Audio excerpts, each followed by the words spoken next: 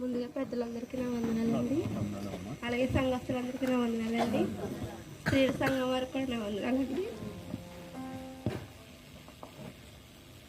మరి బాబు పుట్టినప్పుడైతే పెట్టించుకోవాలనుకున్నామండి. ఇది పుట్టినప్పుడు అంబులెన్స్లో తీసుకెళ్లారండి, సంఘం అంతా ప్రార్థించారండి.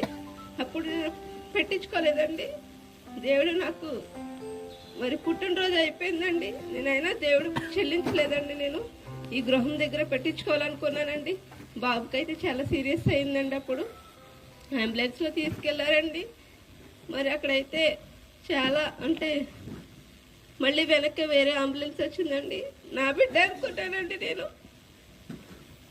మరి అప్పుడు మనసులో అనుకున్నానండి, నేను నా గృహం దగ్గర ప్రార్థించి పెట్టించుకోవాలని అనుకున్నానండి. నేనైతే నాకు బాబు పుట్టి 3 సంవత్సరాలు అయిందండి. బాబుకి దేవుడైతే నాకు ఆరోగ్యం అయితే బాగుంటలేదండి. దేవుడు నాకు ప్రతిసారి గుర్తు చేస్తున్నాడండి. నేను పెట్టించుకోని కారణంగా నాకు దేవుడు గుర్తు చేస్తున్నాడండి.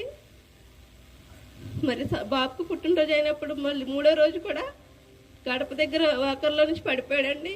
కన్ను దగ్గర బాగా గాయమైందండి. మరలా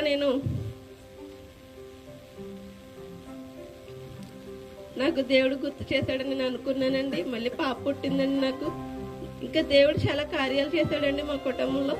మరి సంఘం అంతా ప్రార్థించారండి. నా భర్త అయితే మరి మీకు తెలుసండి, తనకు కూడా కాలుకి గాయమైందండి, ఆపరేషన్ జరిగిందండి. మరి తనకు కూడా రక్షణ పొందేలాగా మరి మాది పెద్దేమండి. నాకు 2 అన్నయ్యలు, నేను ఒక్కతనండి. మా నాన్నగారు లేరండి.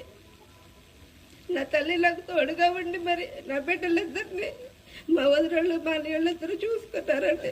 ఇప్పుడు ఇక్కడికి ఈ గృహం దగ్గరకు వచ్చానండి. మరి ఆర్థికంగా నాకు హాస్పిటల్లో సాయం చేశారండి. మరి బిడ్డల ఆరోగ్యం గురించి ప్రార్థించండి. మరి బాబుకైతే మరలా కుక్క కరిసిందండి. 5 రోజులైందండి ఇంట్లో కుక్క కరిచి. ఆ బాబుకి ఆరోగ్యం అయితే బాగోదండి. సంఘం అంతా ప్రార్థించమడుచున్నానండి ఆ బిడ్డ గురించి. ఈ ప్రార్థన అయితే ఆ బిడ్డ గురించి పెట్టించుకోవాలనుకున్నానండి. దేవుడు నాకు ఆ బిడ్డ ద్వారా బలహీనత కలిగించి నువ్వు చెయ్యాలనుకున్న కార్యం జరిగించలేకపోయావని గుర్తు చేస్తున్నాడండి. నేను అందుకే పెట్టించుకోవాలనుకున్నానండి. ఆ బిడ్డ గురించి ప్రార్థన చేయండి. ఆ బిడ్డ బలహీనుడండి. మరి అమ్మాయి పుట్టిందండి. నేను అబ్బాయిని అడిగాను, అమ్మాయి పుట్టింది. 2 పుట్టారండి నాకు. మరి వారిద్దరి గురించి, నా భర్త గురించి, మరి మామి గారు అత్తయ్య గారి గురించి కూడా ప్రార్థించబడుతున్నాను. తిన్న సాక్షిని దేవుడు దీవించిందిగా.